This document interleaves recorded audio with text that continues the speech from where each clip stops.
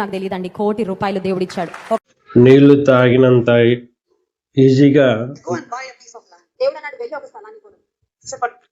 Direct స్పీచ్లో దేవుడు అన్నాడు, దేవుడు నాతో మాట్లాడని నీళ్లు తాగినంత ఈజీగా చెప్తున్నారండి. బైబిల్ సరిగా చదవకపోవడం వల్లే ఈ సమస్య అండి. అనేక పత్రికలు రాసిన అపోస్తలుడైన పౌలు గారు డైరెక్ట్ స్పీచ్లో దేవుడు నాతో ఇలా మాట్లాడాడని 5 times అండి, 5 సార్లే. దేవుడు ఫ్రీక్వెంట్గా వచ్చి ఏం మాట్లాడలేదు. 5 times డైరెక్ట్ స్పీచ్లో మీరు చూస్తే. ఇంకా మీరు బాగా అబ్జర్వ్ చేస్తే కొన్ని చోట్ల ఇది నా అభిప్రాయం అని రాస్తాడు. ఇంకా మీరు జాగ్రత్తగా గమనిస్తే ఒక తీవ్రమైన సమస్య ఎదుర్కొంటున్నప్పుడు ఆయన ప్రార్థన చేసినప్పుడు మనం అనుకుంటాం పౌలు చాలా ప్రార్థన పడు కదా, దేవుడు ఇమ్మీడియట్గా సమాధానం చెప్తా అనుకుంటాం. కానీ ముమ్మారు వేడుకుంటే అన్నాడు. 3 సార్లు వేడుకున్నాడు. మొదటిసారి చెప్పలేదు, రెండోసారి మాట్లాడలేదు, మూడోసారి తర్వాత కేవలం నా కృప నీకు చాలని చెప్పాడు అంతే దేవుడు. సో దేవుడు ఏందండి ఎలా చూపిస్తున్నాడు, వీళ్ళు ఆయన నామాన్ని వ్యర్థంగా వాడద్దంటే ప్రతిసారి దేవుడు నాతో చెప్పాడు, దేవుడు నాతో మాట్లాడుతుంటారు. ఈ వీడియోని ఇతర మతస్థులు ట్రోల్ చేస్తున్నారండి. ఇలా చాలా మంది దేవుడు నాతో మాట్లాడి అబద్ధాలు చెప్పడం. దేవుడు మనకు ఒక ప్రేరేపణ ఇస్తారండి. మనం ఇప్పుడు ఏదైనా పని చేయాలనుకుంటే ప్రార్థన చేస్తాం, ప్రభావం చిత్తమైతే దాన్ని జరిగించి, లేకపోతే ఏదంటాము. కొన్నిసార్లు కొన్ని విషయాలు మనకు ప్రేరేపణ ఇస్తారు అంతే. మనము మనుషులు చెప్పేటప్పుడు మాకు దేవుడు అటువంటి ప్రేరేపణ ఇచ్చాడు అని అనిపిస్తుంది అన్నప్పుడు వాళ్ళు చెక్ చేసుకుంటారు అది నిజమా కాదని. ఇలా డైరెక్ట్ స్పీచ్లో దేవుడు నాతో మాట్లాడిన సరికల్లా చాలా మంది ఏం చేస్తుంటే ఇక గుడ్డిగా నమ్మేస్తారండి. ఇప్పుడు అనేక మంది అబద్ధ బోధకులు దేవుడు మాకు చెప్పాడు అనగానే ఇమ్మీడియట్గా ఇక దేవుడు వాళ్ళు చెప్పాడు, మనం సపోర్ట్ చెప్పేది కోఆపరేట్ చేయకపోతే దేవుడు ఉగ్రతకు గురవుతామని ఆ భయంలోకి జనాలు వెళ్తారు. సో వీళ్ళు ఎలా అలా మాట్లాడాలి అర్థం కాదండి. చూడండి ఒకసారి ఆయన ఏం మాట్లాడుతున్నాం. ఒక స్థలాన్ని దేవుడు అన్నాడు కొనమని. ఇప్పుడు ఒక స్థలం కొనాలనుకుంటే ప్రేయర్ చేస్తావు, నీ దగ్గర బడ్జెట్ చూస్తావు, అక్కడ ఆ ల్యాండ్ చూస్తావు, అవసరతలు చూసుకుంటావు, అన్నీ చెక్ చేసుకుని మనం ఇప్పుడు బై చేయడమే అండి అంతే. దానికి వచ్చేసి మీరు కొనాలంటే దేవుడు వచ్చేసి మీరు ఇది కొనండి, ఇది కొనొద్దు, ఇలాంటి దేవుడు అలాంటి మాటలే చెప్పడండి. మనకి వివేకం ఇచ్చాడు, తెలివి ఇచ్చాడు. మనం మార్నింగ్ ఏ బ్రేక్ఫాస్ట్ దేవుడు చెప్తారండి, పిల్లల్ని స్కూల్ జాయిన్ చేసేది దేవుడు చెప్తారండి, ఏ డ్రెస్ వేసుకోవాలి దేవుడు చెప్తారండి. ఇక దేవుడికి అసలు ఏందని దేవుడు అంటే అనుకుంటారండి. సో వీళ్ళు ప్రతిసారి దేవుడు చెప్పాడు, దేవుడు చెప్పాడు, దేవుడు అని చెప్పాడు అనేసరికల్లా జనాలు వీళ్ళు బ్లైండ్గా ఫాలో అవుతుంటారండి. అసలు బైబిల్ చదువుతున్నారా? అపోస్తలుడైన పౌలు రాసిన పత్రికలు చదువుతున్నారా? అన్ని పత్రికలు రాసిన అతనే దేవుడు అతనితో చాలా తక్కువ సార్లు మాట్లాడాడు. మీరు అసలు చదవండి, డైరెక్ట్ స్పీచ్లో చూడండి. అసలు ఆ విధంగా డైరెక్ట్ వచ్చి మాట్లాడినట్టు వీళ్ళు ఎలా మాట్లాడుతూ చూడండి. నీళ్లు తాగినట్టుగా అబద్ధాలు చెప్తున్నారండి. వీళ్ళకి ఏం చెప్పాలో అర్థం కావట్లేదు. So, but where will I get the money? దేవుని అడిగాను, డబ్బు ఎక్కడి నుంచి వస్తుందయ్యా? He said, I will provide for you. దేవుడు అన్నాడు నేను నీకు ఇస్తాను. I told him, God is telling me. ఎన్నిసార్లు దేవుడు అన్నాడు అంటారండి.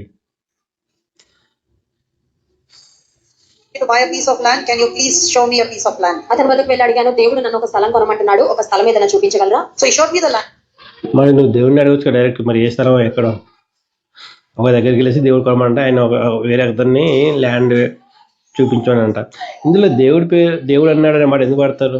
నాకు ఒక ల్యాండ్ కొనాలనిపించింది, వెళ్ళాను, దాన్ని పరిశీలించాను, ఒక వ్యక్తి దానికి సంబంధించిన ఒక దగ్గరికి వెళ్ళి అడిగాను, ల్యాండ్ ఎక్కడో చూపించమన్నాడు, అడిగాను, ఆయన చూపించాడు. అలా చెప్తే మనం ఏం ప్రశ్నించామండి. కానీ వీళ్ళు దేవుడు అన్నాడు ప్రతిసారి దేవుని తీసుకొస్తారు ఇందులోకి.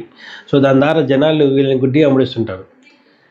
ఇతని పేరు బెన్నీ ప్రసాద్ అండి. ఇతను నాకేం పెద్దగా తెలియదు. ఇతను ఒక చదివాను, ఎక్కువ దేశాలు తిరిగానని ఏదో ఒక రికార్డు ఉంది అంతే. ఈ జాన్వెస్లీ ఈ కుటుంబం కూడా ఎక్కువ దేశాలు బాగానే తిరుగుతుంది. మిషన్ ట్రిప్ అంటున్నారు వాళ్ళు. ఒకప్పుడు మిషన్ ట్రిప్ అంటే సువార్త అందరి ప్లేస్లోకి వెళ్ళి సువార్త ప్రకటించడము అలా ఉండేది. వీళ్ళు దేశాలు తిరుగుకుంటూ దాన్ని మిషన్ ట్రిప్ అంటున్నారు. అంటే ఆల్రెడీ ఎస్టాబ్లిష్ చర్చెస్కి వెళ్ళేసి టూర్లాగా వెళ్ళేసి వెకేషన్లో వెళ్ళి రావడానికి కూడా వీళ్ళు మిషన్ ట్రిప్ అంటున్నారు. వీళ్ళకి ఏం చెప్పాలి?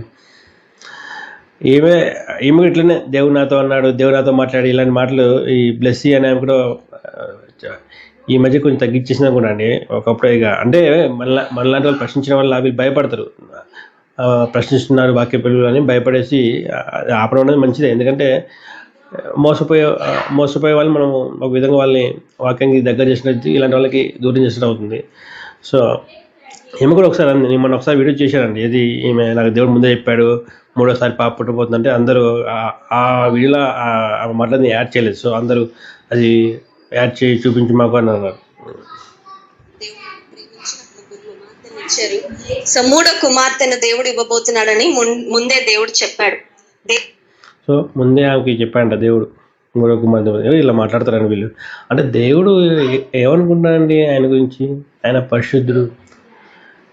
అసలు ఇంకా ఎన్నిసార్లు వివరిస్తా అండి, ఎంత వివరించినా కానీ మూర్ఖంగా ఇలాంటి వాళ్ళు అనిపిస్తున్నారు. అతను నాకు ఒక స్థలాన్ని చూపించాడు. And I asked how much, he said 1.5 crores. అతను అడిగాను ఎంత ఖరీదవుతుందండి అంటే 1.5 కోటి రూపాయలు. 1.5. So he said, how will you pay? ఎలా డబ్బు చెల్లిస్తారు? I said, God told me he will give, so it should be okay. నేను చూడు, గాడ్ టోర్ మీద మాటలు వాడుతున్నాండి. ఇప్పుడు ఎలా ఇస్తాను 1 కోటి రూపాయలు అంటే, ఈయన వెళ్ళి ఇతరులకు తెలియజేయడము, ఇట్లా ల్యాండ్ కొందాం అనుకుంటున్నాను సపోర్ట్ చేయమని అడగడము, ఆబ్వియస్లీ అట్లే వస్తుంది కదండి మనీ, ఇస్తేనే కదా వచ్చేది.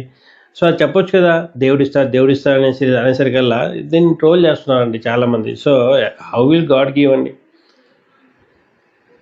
అంటే చూడండి, వీళ్ళకి ఏం చెప్పాలి? వీళ్ళకి దేవుడు ఇస్తానన్నాడు కాబట్టి డబ్బు వస్తుంది. He says, go and empty your bank account. దేవుడు అన్నాడు వెళ్ళి నీ బ్యాంక్ అకౌంట్ మొత్తం ఖాళీ చేసి పడే. ఎన్నిసార్లు దేవుడు అన్నాడు మాట వాడతాడండి. కొంచెం కూడా అసలు భయం లేదండి, దేవుని భయం లేదండి. సో బ్యాంకు మొత్తం ఖాళీ చేయమంట, తర్వాత ఆయన దేవుడు ఇస్తా అని చెప్పాడంట. సో ఒక ల్యాండ్ రేట్ 1 కోటి అన్నారు, ఈయన 1 కోటి రూపాయలు వచ్చి చెప్తాడు. I will provide for you. నేను ఇస్తాను నీకు. And I was amazed. I don't know where, but 1 crore rupees was there. ఎక్కడి నుంచి వచ్చినాయి నాకు తెలియదండి. కోట్ ఎక్కడి నుంచి వచ్చింది లేకూడదండి. అంటే జనరల్గా అయినా ఇప్పుడు ఇట్లా అడిగాను ల్యాండ్ కొందాం అనుకుంటాను, తెలిసిన సపోజ్ చేసాను చెప్పడమో, లేకపోతే నా దగ్గరే నాకే వేరే ల్యాండ్, ఆ ల్యాండ్ మీ ల్యాండ్ డబ్బులు కట్టాను, ఏదో ఒకటి ఉంటుంది కదండి. ఎక్కడి నుంచి వచ్చాయనేసి ఇది సూపర్ న్యాచురల్. ఎందుకండి అంటే అంటే వీళ్ళు చెప్పడం ద్వారా ఇతర మతస్థులు చూడండి, దేవుడు వాళ్ళు ల్యాండ్ కొట్టినారనంట, ఎంబడి దేవుడు 1 కోటి రూపాయలు ఇచ్చింటే దాని ముందు బ్యాంకులో ఉన్న డబ్బులను ఎంటీ చేయమనంట. ఇక చూడండి అనేసి అంటే దేవుని చాలా తప్పుగా చూపిస్తాడు. అంటే దేవుడు ఇట్లా ఏదో 10 రోజు ఇలా మాట్లాడుతూ నువ్వు అక్కడికి వెళ్ళి ఇక్కడికి వెళ్ళి బ్యాంకులో డబ్బులు ఎంటీ చెయ్యి, అక్కడ ల్యాండ్ కనుక్కో, ఏందండి దేవుడికి? ఆయన పరిశుద్ధుడు అండి. అంటే మీకు ఆయన పరిశుద్ధత అర్థమైతే మీకు ఇలాంటి మాట్లాడడం తప్పన్న విషయం అర్థమైంది. కానీ మీకు తెలియదు కదా, అదే ప్రాబ్లం. చెప్తున్నా వినట్లేదు. చాలా బాధకరం అండి.